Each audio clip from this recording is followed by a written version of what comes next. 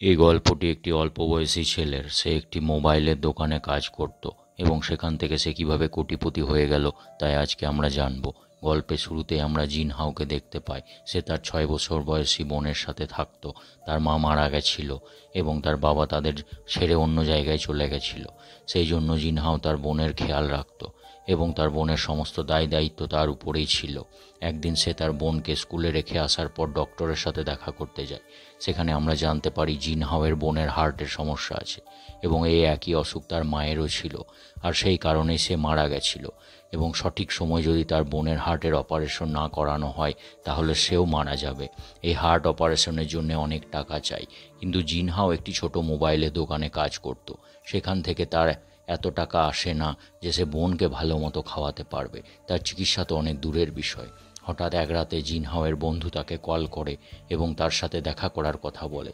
তার বন্ধু একটি ওয়্যার হাউসে কাজ করত। তার বন্ধু তাকে কিছু বক্সের পাহাড় দেখায়। সেই বক্সগুলির ভেতরে সেকেন্ড হ্যান্ড ফোন ছিল। এই ওয়্যার হাউসের মালিক কোনো এক কারণে জেলে ভর্তি ছিল। তার ফলে এই ওয়্যার হাউসের ভেতর সমস্ত মোবাইলের মালিক এখন আর কেউ নেই। এগুলি এমনিতেই এখানে পড়েছিল, তাই তার বন্ধু তাকে বলে এই মোবাইলগুলো ঠিক করে যেন সে সব বিক্রি করে দেয় এবং এখান থেকে যে টাকা ইনকাম করবে তার পুরোটা সে রেখে দিতে পারে। তবে তার বদলে তাকে আগে থেকে 1,00,000 ইউয়ান দিতে হবে। জিন হাওয়ের ডিল পছন্দ হয়, কিন্তু তার কাছে এত টাকা ছিল না। তার ফলে সে ওই বক্সগুলির কয়েকটি ফোন নিয়ে সেগুলিকে বাড়ি নিয়ে চলে যায় এবং নিজের চেষ্টায় রিপেয়ার করে কোয়ালিটি চেকের জন্য পাঠিয়ে দেয়। তখন সে দেখতে পায় ফোনগুলি চালু হয়ে গেছে এবং সেগুলি অনেক ভালো কন্ডিশনে ছিল। এটা দেখে সে অনেক খুশি হয়ে যায়। তাই সে ভাবে মোবাইলগুলো সব কিনে নেবে এবং সেগুলি বিক্রি করে অনেক টাকা ইনকাম করবে। পরের দিন জিন হাও ব্যাংকে গিয়ে লোনের জন্য অ্যাপ্লাই করে, কারণ তার কাছে 1,00,000 ইউয়ান ছিল না। এরপর সে এক মোবাইল দোকানদারের কাছে যায় এবং বলে তার কাছে অনেক মোবাইল আছে, সেগুলো সে ঠিক করে এনে দেবে এবং দোকানদার সেগুলিকে বিক্রি করবে। একসময় তাদের দুজনের মধ্যে ডিল ফাইনাল হয়ে যায়। জিন হাও তার লাভের হিসাব কষে দেখে, যা ছিল 9,00,000 ইউয়ান, যা অনেক বেশি টাকা ছিল। এতে তার বোনের অপারেশন হয়ে যাবে এবং তার একটি দোকানও হয়ে যাবে। এভাবে 2 সপ্তাহ কেটে যায় এবং গভর্নমেন্ট একটি নতুন নিয়ম জারি করে দেয় যে পুরনো ফোনের বেচাকেনা আর করা যাবে না। যদি কেউ করতে গিয়ে ধরা পড়ে তাহলে তার জেল হয়ে যাবে এবং দোকানও সিল করে দেওয়া হবে। জিন হাও ওই দোকানদারের কাছে যায় দেখা করার জন্য, যার সাথে তার ডিল হয়েছিল, কিন্তু দোকানদার এখন তার কাছ থেকে আর কোনো ফোন কিনবে না বলে জানিয়ে দেয়। জিন হাও মন খারাপ করে বাড়ি ফিরে আসে, কারণ যেই ফোনগুলি সে কিনেছিল সেগুলো এখন আর কোনো মূল্য নেই। জিন হাও ফোনগুলির মধ্যে 8-10টা শুধু বিক্রি করতে পেরেছিল। আর কোনো উপায় না দেখে পরের দিন সে একটি বড় কোম্পানিতে যায়, যার নাম ছিল শাইনিং ইলেকট্রনিক্স। এটা ওই কোম্পানি যাদের ফোনগুলো সে ঠিক করে বিক্রি করছিল। তার কাছে যতগুলি ফোন ছিল সবগুলি শাইনিং ইলেকট্রনিক্সের ফোন। জিন হাও কোম্পানির ম্যানেজারের সাথে দেখা করে এবং তার ফোনগুলির ব্যাপারে জানায়। জিন হাও একটি আইডিয়ার কথা বলে যে এই ফোনগুলির পার্টসগুলি আলাদা আলাদাভাবে বের করে ঠিক করে তারা অন্য দেশে বিক্রি করতে পারবে। যেহেতু তারা চায়নাতে এসব বিক্রি করতে পারবে না, কিন্তু অন্য দেশে বিক্রি করতে পারবে এবং এর জন্য অনেক দামও পাবে। এইসব কথা শুনে ম্যানেজার জিন হাওকে জানায় যে এই ফোনগুলি সে কিনেছে সেগুলি অনেক পুরনো এবং সে যদি ফোনগুলি কোম্পানিতে নিয়েও আসে তাহলেও সেগুলো কোয়ালিটি চেকের সময় পাস করতে পারবে না। জিন হাও তাকে অনেক অনুরোধ করে এবং একটি সুযোগ চায়। তার ফলে ম্যানেজার তার কথায় রাজি হয়ে যায় এবং জিন হাওকে একটি ফোনের পার্টস খুলে আনতে বলে কোয়ালিটি চেকের জন্য। যদিও সে জানতো জিন হাও ফেল করবে, তবুও সে তার মন রাখার জন্য বলে। এরপর জিন হাও সেটাই করে। সে অনেক কষ্ট করে মোবাইলের পার্টসগুলো আলাদা করে প্যাকিং করে সেগুলো ফ্যাক্টরিতে নিয়ে যায়। সেখানে সেগুলো চেক করানো হয় এবং কোয়ালিটি চেকে সেগুলো পাসও করে যায়, তাও আবার ভালো কন্ডিশনে। জিন হাও অনেক খুশি হয়ে যায় এবং রিপোর্টগুলি নিয়ে ম্যানেজারের কাছে যায়। ম্যানেজার যখন শুনতে পায় জিন হাওয়ের ফোনগুলো কোয়ালিটি টেস্টে পাস করেছে, তখন সে তার কথা বদলে নেয় এবং বলে জিন হাওকে সে এমন কোনো কথাই বলেনি যে তারা তার মোবাইলের পার্টসগুলো কিনবে। ম্যানেজারের এইরকম ব্যবহার দেখে জিন হাও তার ওপর অনেক রাগ হতে থাকে কিন্তু তার করার কিছুই ছিল না এবং সে বুঝতে পারছিল না এখন তার কি করা উচিত। এই জন্য সে শাইনিং ইলেকট্রনিক্সের মালিকের সাথে দেখা করার জন্য যায়। মালিক যখন অনেক ব্যস্ত ছিল, একটি ট্রেনে করে কোথাও যাওয়ার কথা ছিল এবং ট্রেনের সময় হয়ে যাচ্ছিল, তাই মালিক তার গাড়িতে চেপে স্টেশনের দিকে রওনা হতে থাকে। এই জন্য জিনহাও তার মোটর সাইকেলে চড়ে মালিকের গাড়িকে ফলো করতে করতে স্টেশনে পৌঁছায়। আর এরপর মালিক তাকে 10 মিনিট সময় দেয় কথা বলার জন্য। এখন জিনহাও তার প্রস্তাবটি জানায়। সে বলে সমস্ত মোবাইলের পার্টস খুলে তাকে দেবে, সেগুলো তারা ইন্টারন্যাশনাল মার্কেটে বিক্রি করতে পারবে, এতে করে তাদের অনেক লাভ হবে। কিন্তু মালিক জিনহাওকে স্পষ্টভাবে জানিয়ে দেয় তারা সেসব করতে পারবে না। জিনহাও তখন তাকে বলে সে যদি মোবাইলের সমস্ত পার্টস আলাদা আলাদা করে খুলে দেয় তাহলে কি সেগুলো কিনবে। তখন মালিক রাজি হয়ে যায়, কিন্তু মালিক জানায় সে তাকে অ্যাডভান্স কোনো টাকা দিতে পারবে না, আর না পারবে কোনো লোক দিতে। সব কিছুই জিনহাওকে একাই করতে হবে। আর এরপর মালিক একটি কার্ড দিয়ে বলে যখন তার কাজ শেষ হয়ে যাবে তখন সে যেন ম্যানেজারকে কল করে। জিনহাও স্টেশনে দাঁড়িয়ে ভাবতে থাকে এখন তার কী করা উচিত। সে ভাবে যদি এই কাজটি করতে পারে তাহলে সে অনেক টাকা পাবে, তবে নির্দিষ্ট সময়ের মধ্যে এই কাজটি কমপ্লিট করা তার একার পক্ষে সম্ভব হবে না। আর যদি সেই কাজে ফেল করে তাহলে অনেক কিছু হারাতে হবে, কারণ সে তার সব টাকা সময় এই মোবাইলের পেছনে ব্যয় করেছে। এরপর কিছুদিনের মধ্যে জিনহাওয়ের দোকানও তার কাছ থেকে কেড়ে নেওয়া হয়, কারণ সে যে লোন নিয়েছিল তা পরিশোধ করতে পারেনি। সে তার মোটর সাইকেলটিও বিক্রি করে দেয়, তার টাকার অনেক প্রয়োজন ছিল। এরপর সে তার এক বন্ধুর সাথে দেখা করতে যায়, যে একটি ফ্যাক্টরিতে কাজ করত। জিনহাও তার পায়ে পড়ে, তার ফলে তার বন্ধু তাকে ওই ফ্যাক্টরিতে কাজের একটি ব্যবস্থা করে দেয়, জানলার কাঁচ পরিষ্কার করার কাজ। এরপর জিনহাও তার মোবাইলের কাজের জন্য একটি ফ্যাক্টরি খুঁজতে থাকে এবং সে একটি জায়গাও খুঁজে পায়।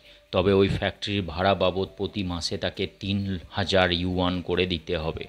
এখন আর কোনো উপায় না থাকায় সে এতে রাজি হয়ে যায়।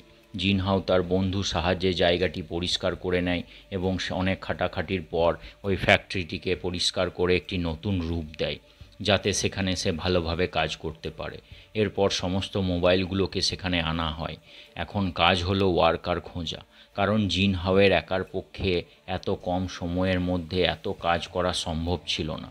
এখন জিনহাওয়ের এমন কোনো সামর্থ্যও ছিল না যাতে করে সে কাজের জন্য ওয়ার্কার রাখবে। তাই সে এমন লোকদের খোঁজ করে যাদের কাজ থেকে বের করে দেওয়া হয়েছিল এবং যারা নিজেদের জীবন নিয়ে খুব বিরক্তিকর ছিল। সবার প্রথমে সে একটি মেয়ের খোঁজ পায়, যে আগে একটি ইলেকট্রনিক্স কোম্পানিতে কাজ করত। একদিন কোম্পানিতে কাজ করার সময় তার একটি অ্যাক্সিডেন্ট হয়, যার ফলে তার শোনার শক্তি চলে যায়, যার জন্য তাকে চাকরি থেকে বের করে দেওয়া হয়। এরপর জিনহাও একজনের দেখা পায়, যে এক সময় কোম্পানির ম্যানেজার ছিল, কিন্তু তার ফাইটিংয়ের অনেক শখ ছিল। একদিন সে একটি লোককে মারে, যার ফলে লোকটির মৃত্যু হয়ে যায়। এই জন্য সে অনেক দিন জেলে ছিল এবং এখন জেল থেকে ছাড়া পেয়ে কাজের খোঁজ করছিল। এরপর জিনহাও তৃতীয় যেই লোকটির দেখা পায় সে ছিল একজন গেমার। সে সবসময় গেম খেলতো, তবে এখন সে বিয়ে করতে চায়, আর এই জন্য টাকা ইনকাম করতে হবে। ছেলেটি জিনহাওকে জানায় সে তো কাজ করবে, তবে তার সঙ্গে তার আরেক বন্ধুও কাজ করবে। এরপর আরও কিছু বৃদ্ধ লোককে জিনহাও খুঁজে পায়, যারা অনেক অভিজ্ঞ ছিল। এভাবে তাদের একটি কোম্পানির সৃষ্টি হয়ে যায়। লোক কম থাকলেও তারা অনেক খুশি ছিল। কোম্পানির নাম দেওয়া হয় নাইস ভিউ। এরপর তারা সবাই কাজে লেগে যায়। জিনহাও দিনের বেলা জানলা পরিষ্কার করার কাজ করত, যাতে সে নিজের খরচাপাতি চালাতে পারে, আর রাতে ফোনের কাজ করত। তার বোনের শরীর দিন দিন আরও অনেক বেশি খারাপ হয়ে পড়ছিল, এর জন্য তাকে আর তার বোনেরও খেয়াল রাখতে হতো। এভাবে কিছুদিন পেরিয়ে যায়। গেমারটি তার জন্য একটি মেয়ে পছন্দ করে এবং তাকে বিয়ে করে নেয়। সবাই তার বিয়েতে এসেছিল এবং সবাই খুব এনজয় করেছিল। বিয়ের অনুষ্ঠানের শেষে যখন জিনহাও বাড়ি যায় তখন দেখতে পায় বাড়ির মালিক তার দরজায় তালা লাগিয়ে দিয়েছে এবং নোটিশ দিয়ে গেছে যে বাড়ি ভাড়া না দেওয়া পর্যন্ত তার বাড়ির তালা খোলা হবে না, কারণ 3 মাস হলো জিনহাও বাড়ির কোনো ভাড়া দিতে পারেনি। এখন রাত হয়ে গেছিল। জিনহাও অনেক চিন্তায় পড়ে যায় যে সে কিভাবে তার বোনকে কোথায় নিয়ে গিয়ে রাখবে, এবং অবশেষে তার বোনকে নিয়ে সে ফ্যাক্টরিতে চলে যায়। সেখানে বক্সগুলিকে জোড়া লাগিয়ে একটি বিছানা তৈরি করে দেয়, যাতে তার বোন আরাম করে সেখানে ঘুমাতে পারে। জিনহাও অনেক কষ্ট পায়। সে তার বোনকে এমন একটি জায়গায় এনে রেখেছে এটা জেনেও যে তার শরীর খারাপ, তবে তার কাছে তো আর কোনো উপায় ছিল না। এই ভেবে সে অনেক কান্নাকাটি করে, তবে কাজ করা ছেড়ে দেয় না, কারণ তাকে তার বোনের চিকিৎসা করাতে হবে। এভাবে বেশ কিছুদিন চলে যায়। একদিন ফ্যাক্টরির ওনার তাকে বলে সে 2 মাস হলো কোনো ভাড়া দেয়নি এবং 7 দিনের মধ্যে যদি কোনো ভাড়া না দেয় তাহলে সে তার কাছ থেকে ফ্যাক্টরিটি কেড়ে নেবে। জিনহাও তার কাছ থেকে কিছু সময় চায় এবং বলে সে তার সব টাকা শোধ করে দেবে, কিন্তু ফ্যাক্টরির ওনার তার কথা শোনে না, কারণ সে জানতো না তো জিনহাও কী নিয়ে কাজ করছে। সব দিক থেকে রাস্তা বন্ধ হয়ে যাওয়ার পর জিনহাও ওই সাইনিক ইলেকট্রনিক্সের ম্যানেজারের কাছে যায়।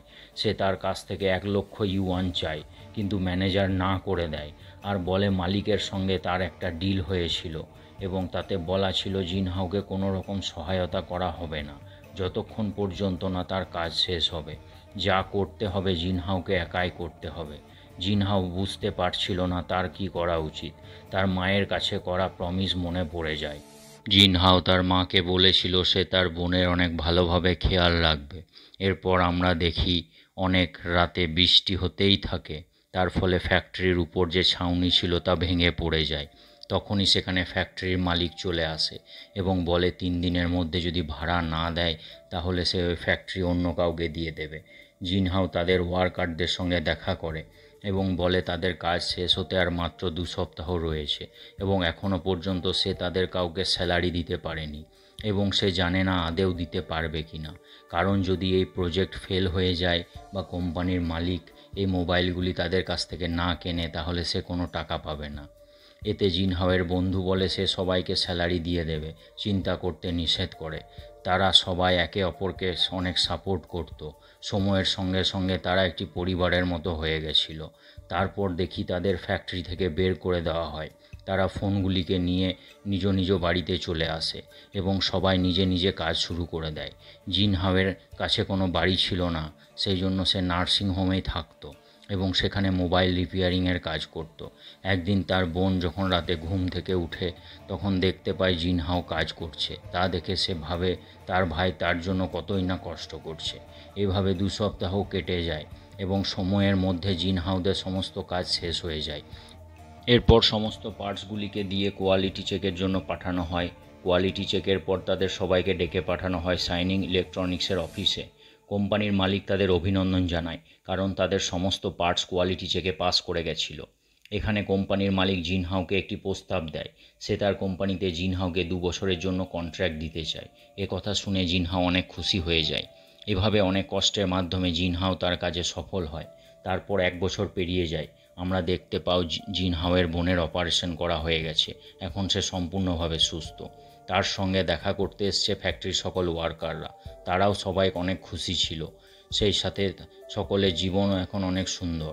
এরপর আমরা সরাসরি 6 বছর পরের দৃশ্য দেখতে পাই। জিনহাও কোম্পানির মালিক। সে তার মনোবল, পরিশ্রম এবং দৃঢ় বিশ্বাসের জোরে ওই কোম্পানির সিইওতে পরিণত হয়েছে এবং গল্পটি এখানে শেষ হয়ে যায়। এই গল্পটি আমাদের শিক্ষা দিয়ে যায় যে সততা, দৃঢ় বিশ্বাস এবং কঠিন পরিশ্রমের জোরে মানুষ একদিন নিশ্চয়ই সফল হয়।